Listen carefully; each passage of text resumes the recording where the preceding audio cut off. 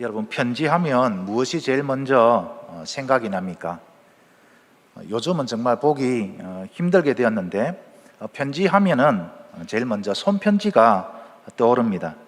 손편지, 제가 초등학생 때 군인 아저씨에게 보내는 위문편지가 있었습니다. 전혀 모르는 군인 아저씨한테 무작정 선생님이 편지를 써라 해서 편지를 쓴 적이 있고, 제가 군에 있을 때에 부모님께 안부 편지, 안부를 묻는 부모님 정상서를 또 보낸 적이 있고, 또 이성 친구를 사귀기 위해서 주고받았던 펜팔 기억나십니까? 요즘 세대들은 전혀 알지 못할 건데 펜팔도 있었고, 가장 기억에 남는 손편지는 뭐니 해도 연애 편지 아니겠습니까? 마스크를 써서 표정들이 잘 안 보이는데 한 번쯤은 다 써본 경험이 있을 것 같습니다. 저도 당연히 그런 경험이 있습니다. 사실 저는 아내의 마음을 얻기 위해 엄청난 노력을 했습니다. 얼마나 노력을 했는가, 한 통의 편지를 쓰기 위해서 온 힘을 다했던 기억이 납니다. 몇 날 며칠을 밤을 새우며 머리를 쥐짜며 한 문장 한 문장 썼던 기억이 납니다. 특히 첫 문장이 제일 중요하지 않습니까? 연애 편지가 상대의 그런 관심을 끄느냐 그렇지 않느냐는 이 첫 문장에 달려 있습니다. 그 첫 문장을 어떻게든 아름답고 달콤하게 쓰기 위해서 쓰다가 마음에 안 들면 어떻게 합니까? 꾸깃꾸깃 찢어서 버리고, 또 쓰다가 마음에 안 들면 찢어버리고, 그렇게 해서 버린 편지지가 수십 페이지는 될 것 같습니다. 그렇게 아내의 마음을 얻기 위해서 쓴 편지가 아마 오늘 한번 여보 당신한테 내가 보낸 편지 어디 있어요 하고 한번 세어보니까 우리 아내가 긴장을 하더라고요. 왜 또 공개하는 거 아닌가 싶어가지고 공개를 해도 제가 쓴 편지니까, 그죠? 공개를 해도 어떻습니까?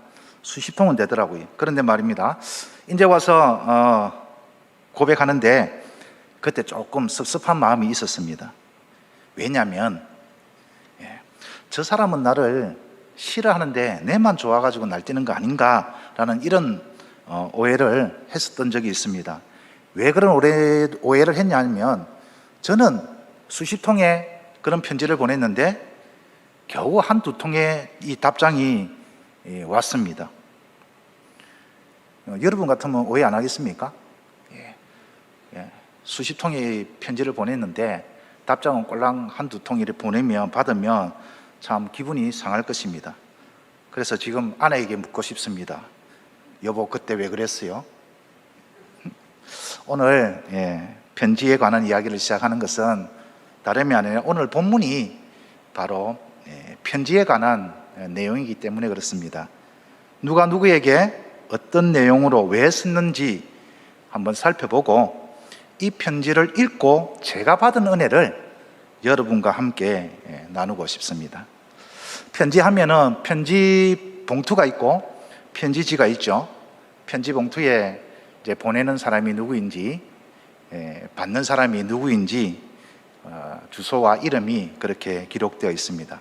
봉투 안에 이제 보내는 사람의 마음이 가득 담긴 그런 편지지가 있듯이, 오늘 본문에도 보면은 누가 이 편지를 써서 누구에게 언제 보냈는지, 왜 보냈는지 그런 내용들이 기록되어 있습니다. 먼저 누가 이 편지를 썼는지 한번 살펴봅시다. 1절을 보면 선지자 예레미야가 예루살렘에서 이 같은 편지를, 여기까지 딱 읽으면 예레미야 선지자가 이 편지를 써서 보내는 발신자처럼 보입니다. 그런데 조금 더 읽어 나가 보면은 발신자가 예레미야가 아니라 다른 분이라는 것을 우리는 쉽게 알 수 있습니다. 4절을 보면 만군의 여호와 이스라엘의 하나님께서 예루살렘에서 바벨론으로 사로잡혀가게 한 모든 모든 포로에게 이같이 말씀하시느라. 그러니까 여기서 보니까 실제 이 편지를 쓰신 분은 하나님이다라는 것입니다. 예레미야 선지자는 하나님 대신 하나님이 일러주는 대로 그대로 받아 적은 대필자이고, 하나님이 실제로 하나님이 바벨론으로 포로로 잡혀가게 한 그 유다 포로 공동체에게 보내는 하나님의 편지다라는 것을 우리는 쉽게 이해를 할 수 있습니다. 그래서 이 하나님의 편지를 받는 수신자는 다름이 아니라 예루살렘에서 바벨론으로 포로로 잡혀간 유다 포로 공동체라는 것을 알 수 있는데, 여기에 어떤 사람들이 있습니까? 다시 1절 보면은 장로들과 제사장들과 선지자들과 모든 백성들이 거기에 있습니다. 또 2절에 보니까 여고니아 왕, 여기는 여호야긴입니다. 왕후와 궁중 내시들과 고관들과 기능공들과 토공들까지 포함되어 있는 것을 보게 됩니다. 왜 이들은 바벨론으로 포로로 잡혀갔으며 하나님은 이들에게 왜 이 편지를 쓰게 되었는가? 이 부분을 우리가 이해하기 위해서는 좀 더 설명이 필요할 것 같습니다. 새벽 기도에 오신 분들은 이제 우리가 요즘 예레미야서를 이렇게 묵상하고 있고, 또 앞전에도 묵상한 바 있어서 조금 더 이야기를 배경 스토리를 알 것 같은데, 조금 더 한번 설명을 해보면 이렇습니다. 하나님이 예레미야 선지자를 통하여서 이 지금 바벨론으로 포로로 끌려간 유다 백성들한테 편지를 지금 쓰는 이 시점은 남쪽 유다가 완전히 망한 시점이 아닙니다. 한 7년 정도 지나면 이제 이 남쪽 유다도 하나님의 징계를 받아서 바벨론에 의해서 완전히 예루살렘 성전이 회파되고 나라가 망합니다. 나라가 망하기 전인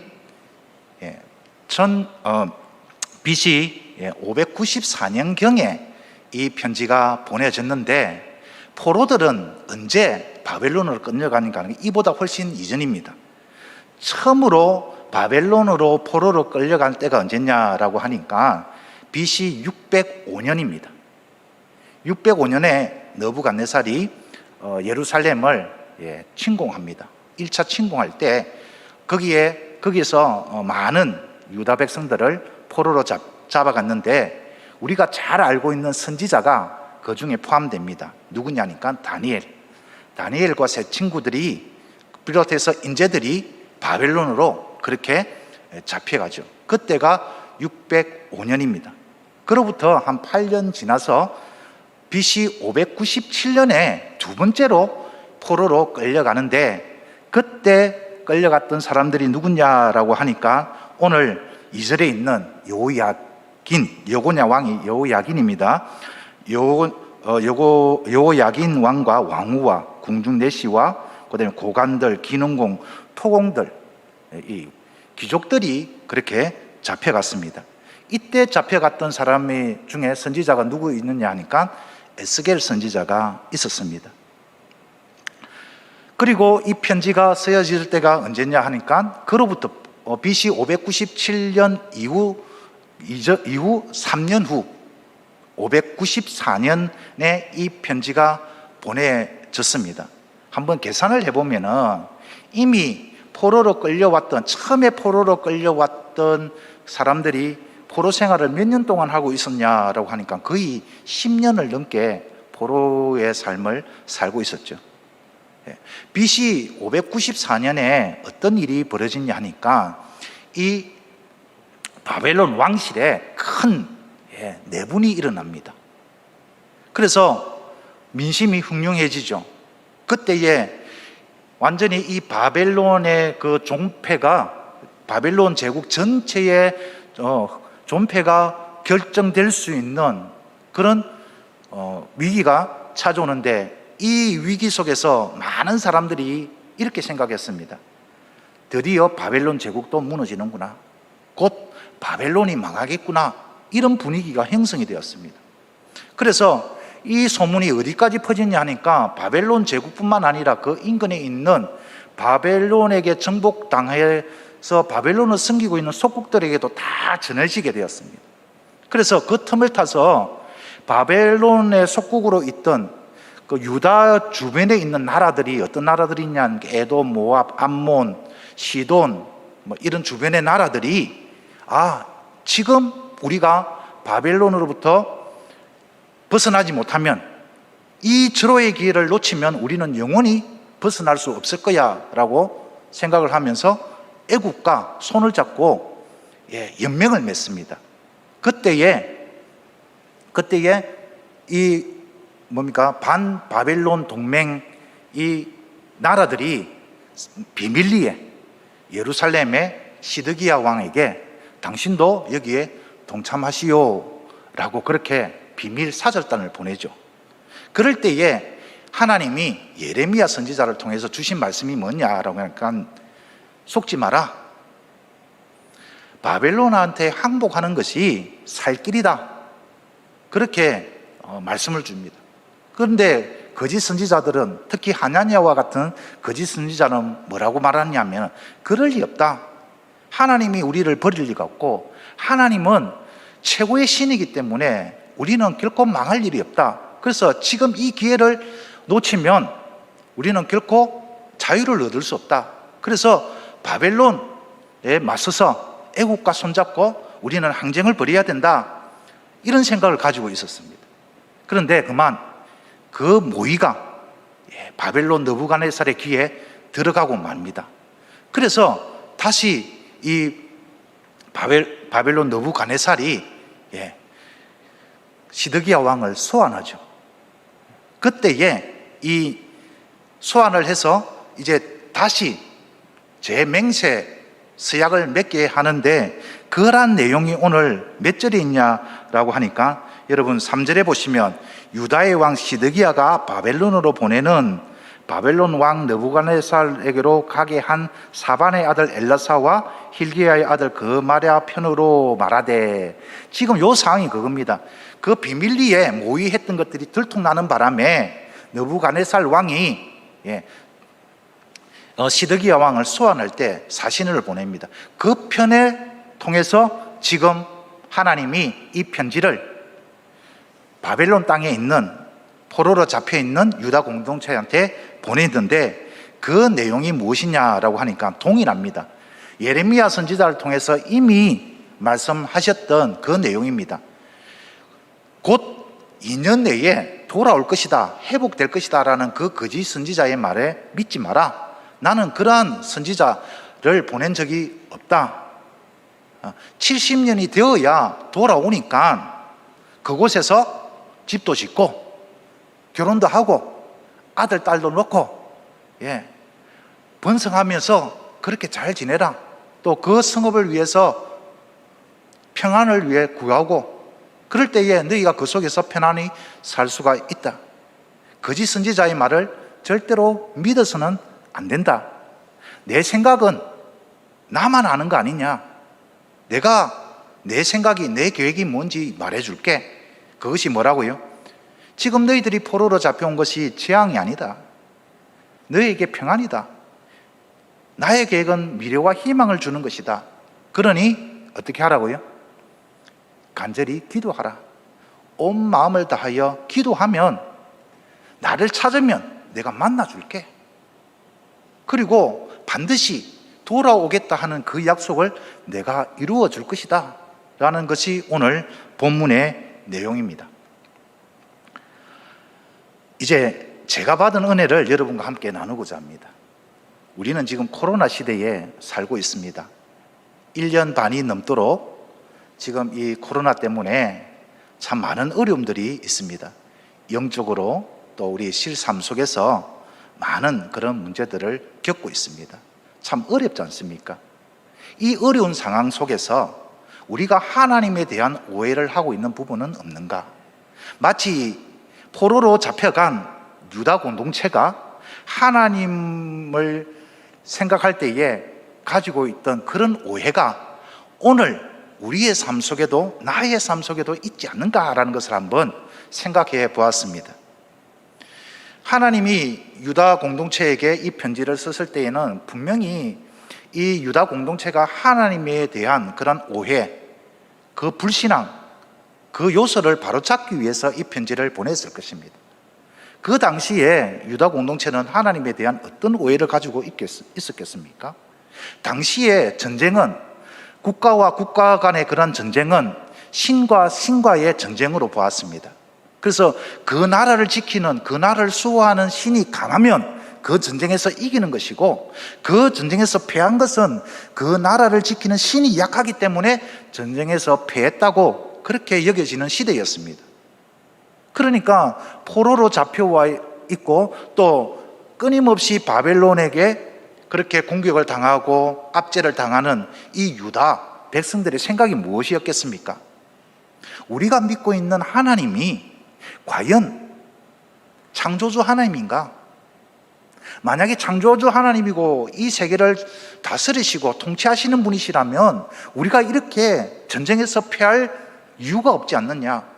우리가 이렇게 포로로 잡혀와가지고 10년이 넘도록 이렇게 고생할 이유가 없지 않느냐? 여러분 어떻습니까? 혹시 우리도 전지전능하신 하나님에 대한 이런 오해는 있지 않습니까? 그런 유다 공동체에게 하나님이 당신을 어떻게 소개합니까? 만왕의 왕 이스라엘의 하나님으로 그렇게 소개를 하고 있습니다. 여러분, 우리 하나님이 만왕의 왕이시며 전능하신 하나님, 창조주 하나님이심을 믿으십니까? 혹시 이런 생각을 하고 있지 않습니까? 코로나가 점점점 조금 완화되는 것 같으면 또 이렇게 하루에 1,000몇백 명씩, 이제는 언론에서 이러다가 8월 되면 2,000명이 갈 수도 있다, 그렇게 되면 이제는 전국이 봉쇄될 위험도 있다, 이런 상황 속에서 이 코로나를 잠재울 것은 오직 백신의 힘이지 하나님의 능력하고는 상관이 없다, 이렇게 여겨지지는 않습니까?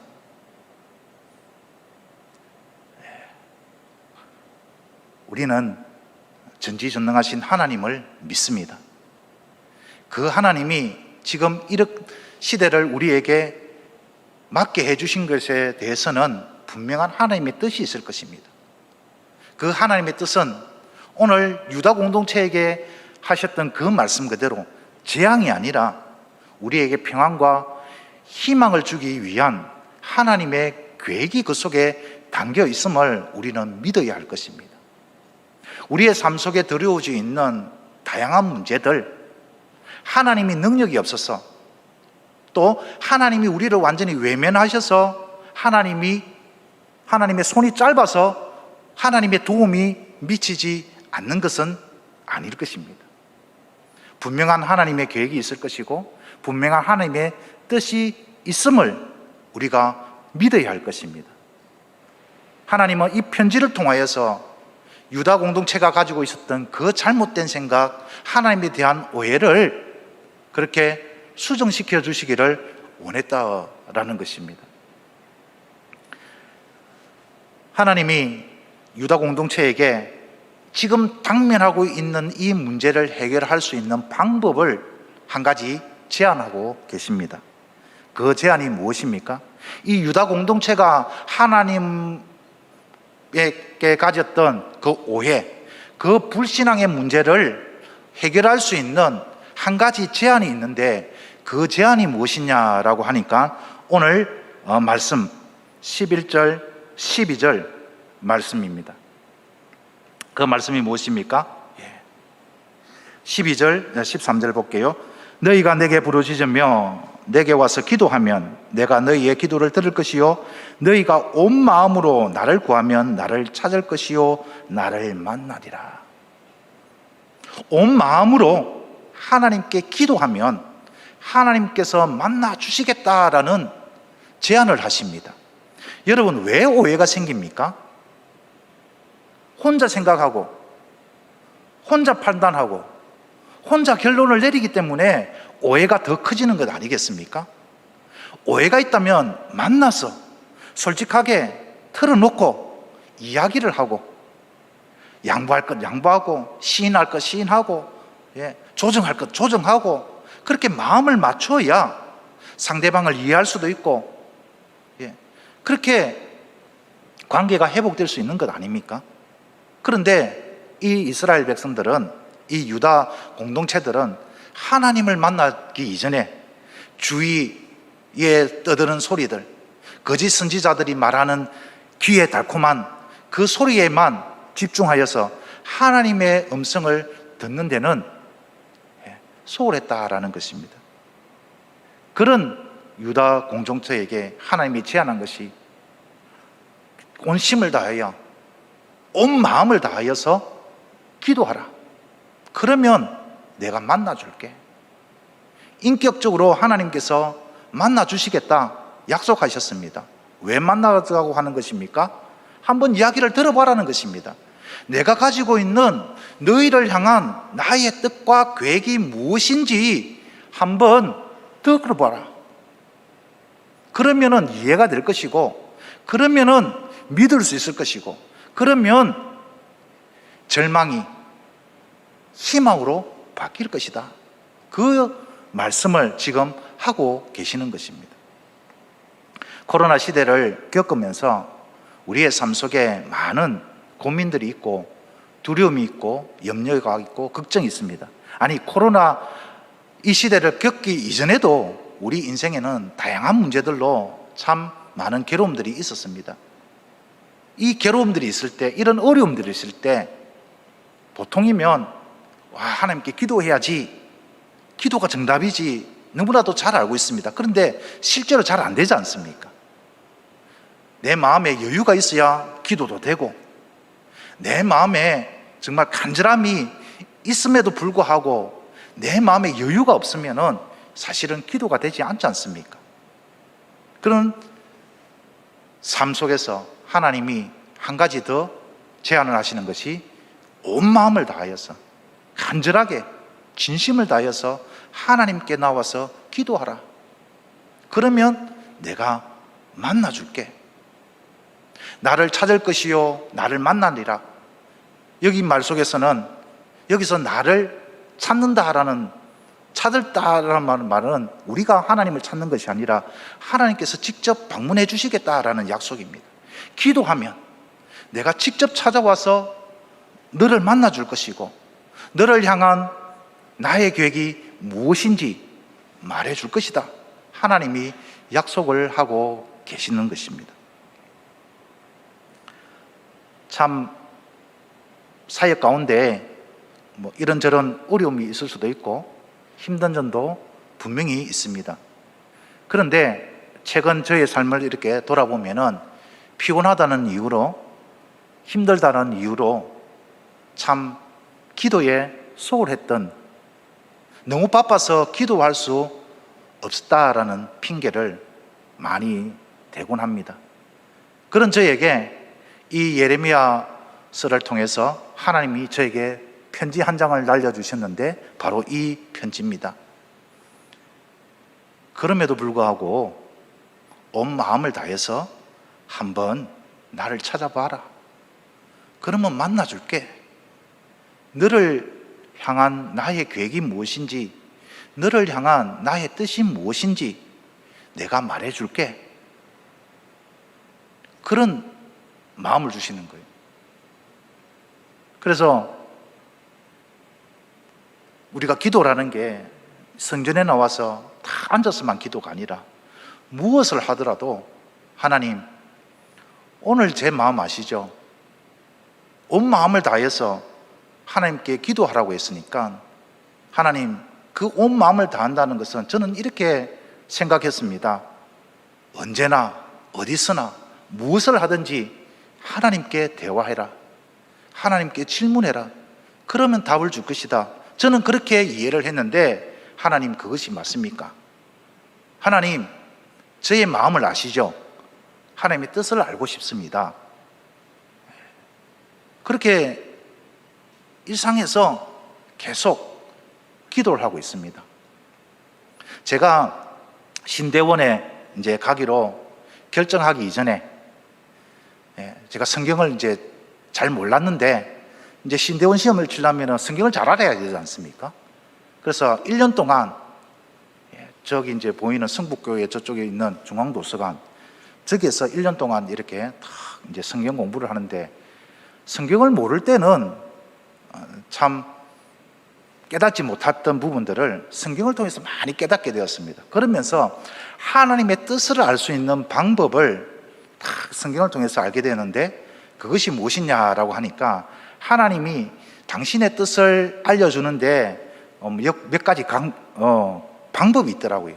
첫 번째는 말씀을 통해서, 기록된 말씀을 통해서 주시고, 두 번째는 기도할 때 주시고, 세 번째는 우리의 주위에 펼쳐진 사건, 사고들, 일들을 통해서 말씀해 주시기도 하고, 또 성경에 참 특이한 경우도 있죠. 미물인 짐승을 통해서도 그 입을 열어서 가지고도 하나님이 말씀을 해 주시더라고요. 그래서 제가 마지막으로 하나님 물어볼게요. 공부하면서 하나님 마지막으로 내 묻습니다. 지금이라도 아니라고 그러면 제가 여기서 스톱하고 정말 하나님 약속하는데 좋은 장로 되면 어떨까요? 그래서 하나님 성경에 나와 있는 방법대로 한번 읽어주십시오.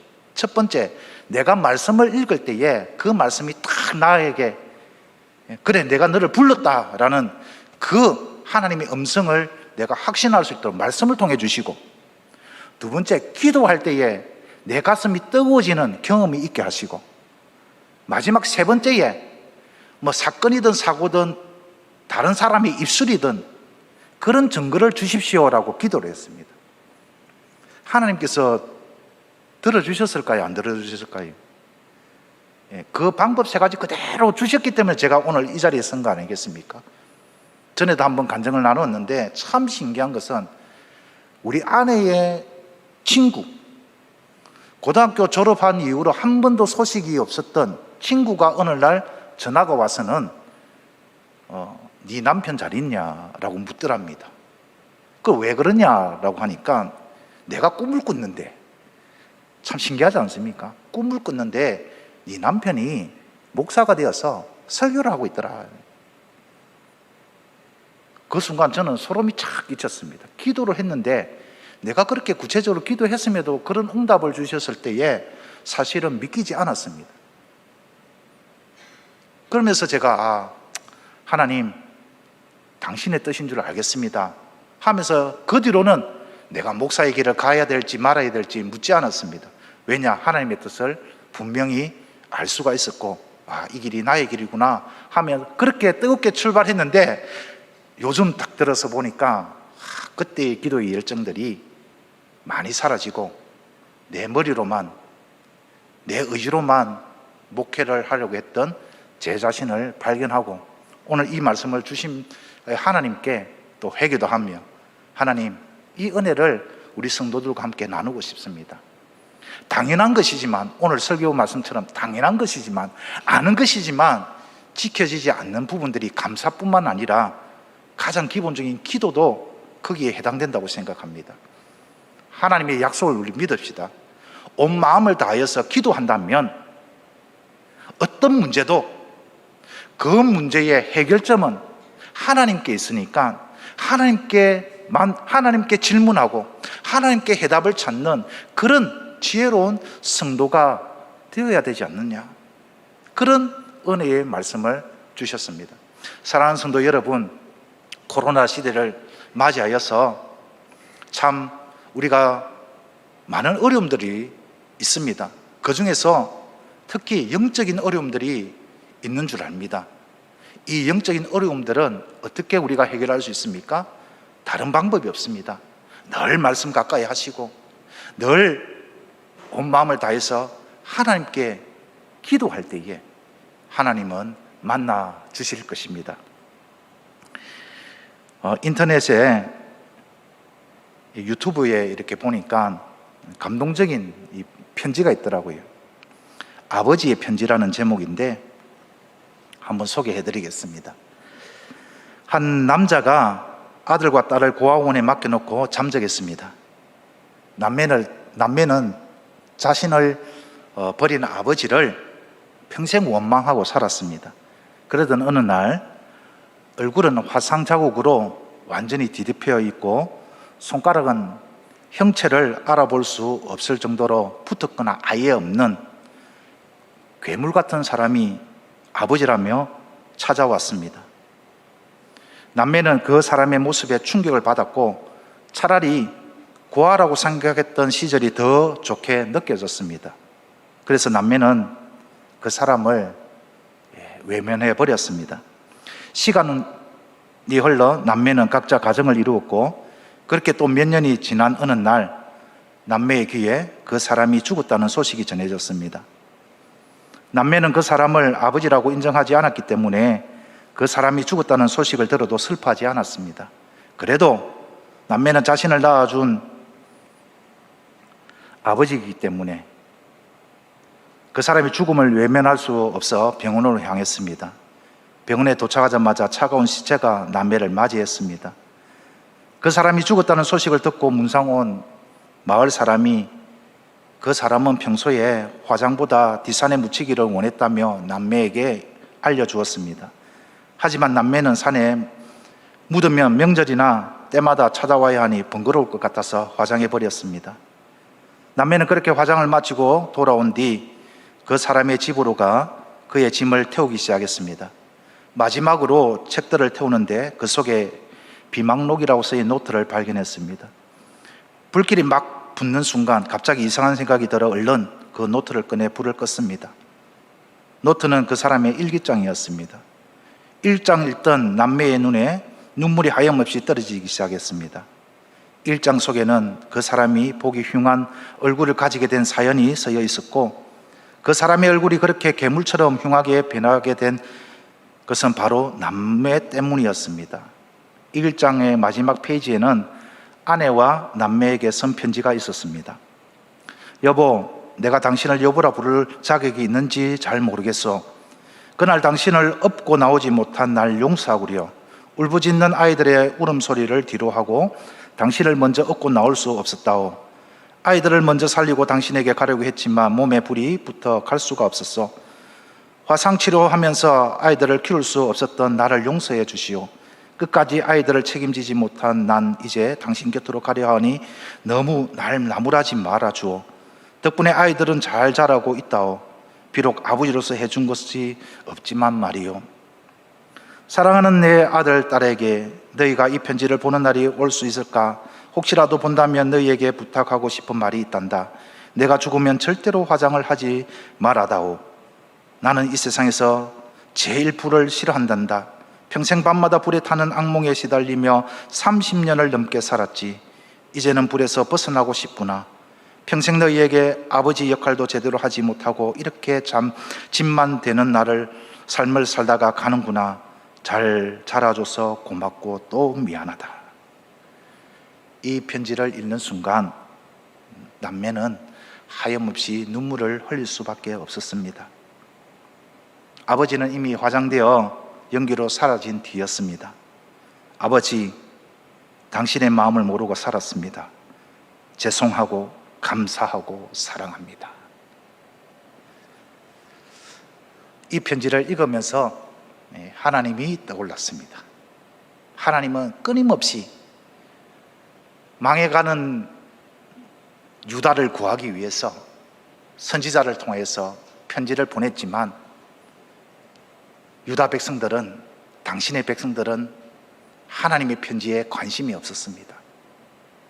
귀에 달콤하고 듣고 싶은 말만 듣기를 원했습니다. 하지만 하나님은 끝까지 포기하지 않으시고 당신의 마음을, 아버지의 그 사랑하는 마음을 보내주셨습니다. 그 아버지의 사랑은 오늘도 이 시대에도 변함없이 우리에게 전달되고 있습니다. 그 아버지의 편지가 어디 있습니까? 바로 이 성경 속에 있습니다. 그 아버지의 음성을 듣고 싶습니까? 온 마음을 다하여 기도하면 찾아와서 만나주시겠다 약속하셨습니다. 사랑하는 성도 여러분, 코로나 시대에 우리는 어려운 시대를 살아가고 있습니다. 이 시대에 하나님께서 우리에게 한 가지 제안을 주십니다. 어렵지만 한번 기도하고 나를 찾으라. 그러면 내가 만나줄게. 오늘 주신 말씀 일주일 동안 깊이 묵상하시고 오전에 주신 말씀 깊이 묵상하시고 매일매일 감사가 넘치고 하나님을 만나는 복된 삶이 되기를 주님의 이름으로 간절히 축원드립니다.